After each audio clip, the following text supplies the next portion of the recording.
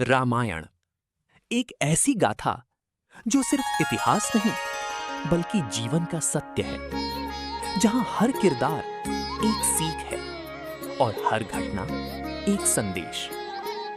हिंदू शास्त्रों के अनुसार भगवान श्री राम विष्णु के 7वें अवतार थे। एक ऐसा अवतार जो धरती पर आया धर्म की रक्षा के लिए और अधर्म के अंत के लिए।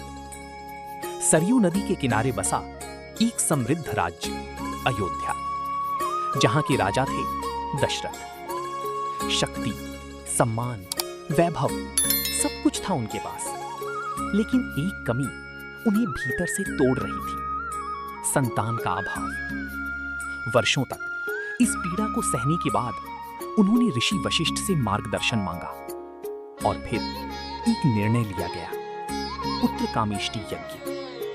यज्ञ संपन्न हुआ और फिर भाग्य ने करवट ली। समय के साथ अयोध्या में गूंज उठी 4 नवजात राजकुमारों की किलकारियां। माता कौशल्या से जन्म हुआ श्री राम का, माता कैकेयी से भरत और माता सुमित्रा से लक्ष्मण और शत्रुघ्न। चारों भाई एक दूसरे के बिना अधूरे, लेकिन उनमें सबसे अलग थे श्री राम। शांत, गंभीर, मर्यादा का प्रतीक। बचपन से ही उनके अंदर वो तेज था जो उन्हें साधारण नहीं रहने देता था। गुरुकुल में शिक्षा, धनुर्विद्या, नीति, धर्म, हर क्षेत्र में वे श्रेष्ठ थे। और फिर एक दिन अयोध्या के द्वार पर एक महान ऋषि आए, विश्वामित्र। उनकी आंखों में क्रोध भी था और संकल्प भी। उन्होंने कहा, राजन, मेरे यज्ञ को राक्षस बार बार नष्ट कर रहे हैं। मुझे आपकी सेना नहीं चाहिए, मुझे चाहिए आपके पुत्र श्री राम। सभा स्तब्ध हो गई। राजा दशरथ कांप उठे। वो अभी बालक हैं, लेकिन ऋषि विश्वामित्र का उत्तर स्पष्ट था, वो बालक नहीं, वो नियति है। अंततः धर्म के आगे झुककर राजा दशरथ ने श्री राम और लक्ष्मण को भेज दिया। यहीं से शुरू हुआ उनका पहला युद्ध। वन की गहराइयों में एक नाम गूंजता था, ताड़का, भय का प्रतीक, विनाश की छाया। लेकिन उस दिन उसका सामना हुआ धर्म से। एक बाण और ताड़का का अंत। इसके बाद एक एक कर सभी राक्षसों का संहार हुआ। अब वो सिर्फ एक राजकुमार नहीं थे, वो बन चुके थे धर्म के रक्षक। लेकिन ये तो सिर्फ शुरुआत थी। आगे आने वाला था एक ऐसा मिलन जो इतिहास बदल देगा। वन की यात्रा जारी थी और नियति अब श्री राम को उस स्थान की ओर ले जा रही थी जहां उनका जीवन हमेशा के लिए बदलने वाला था। वो स्थान था मिथिला, ज्ञान, संस्कृति और तपस्या की भूमि, जहां के राजा थे जनक। राजा जनक सिर्फ एक शासक नहीं थे, वे एक ऋषि समान ज्ञानी राजा थे। लेकिन उनके जीवन में भी एक रहस्य था।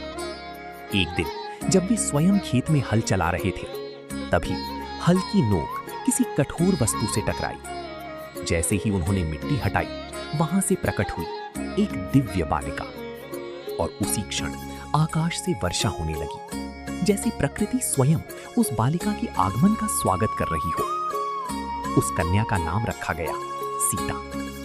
समय बीता और वो बालिका अब बन चुकी थी अद्वितीय सौंदर्य और पवित्रता की प्रतिमूर्ति। अब समय था उनके विवाह का। राजा जनक ने निर्णय लिया कि उनकी पुत्री का विवाह किसी साधारण पुरुष से नहीं होगा। इसलिए उन्होंने आयोजित किया स्वयंवर।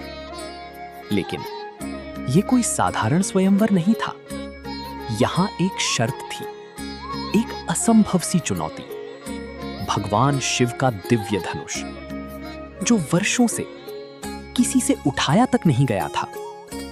शर्त थी, जो इस धनुष को उठाकर उस पर प्रत्यंचा चढ़ाएगा वही बनेगा माता सीता का पति। समाचार फैल चुका था। दूर दूर से राजा, महाराजा, महान योद्धा सब मिथिला पहुंच चुके थे। सभा सजी थी, आंखों में अभिमान, दिलों में चुनौती। एक एक कर सभी ने प्रयास किया। किसी ने पूरी ताकत लगा दी तो किसी ने घमंड।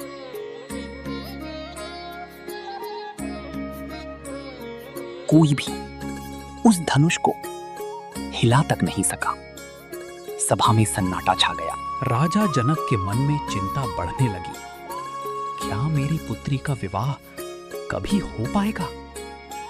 तभी सभा के एक कोने से धीरे धीरे आगे बढ़ते हैं श्री राम। ना कोई अहंकार, ना कोई प्रदर्शन, बस शांत आत्मविश्वास। उन्होंने गुरु विश्वामित्र की ओर देखा और अनुमति मिलते ही वे धनुष के समीप पहुंचे। पूरा सभागार अपनी सांसें थाम चुका था। राजा जनक के मन में चिंता बढ़ने लगी। और जैसे ही उन्होंने प्रत्यंचा चढ़ाने के लिए उसे खींचा, धाम!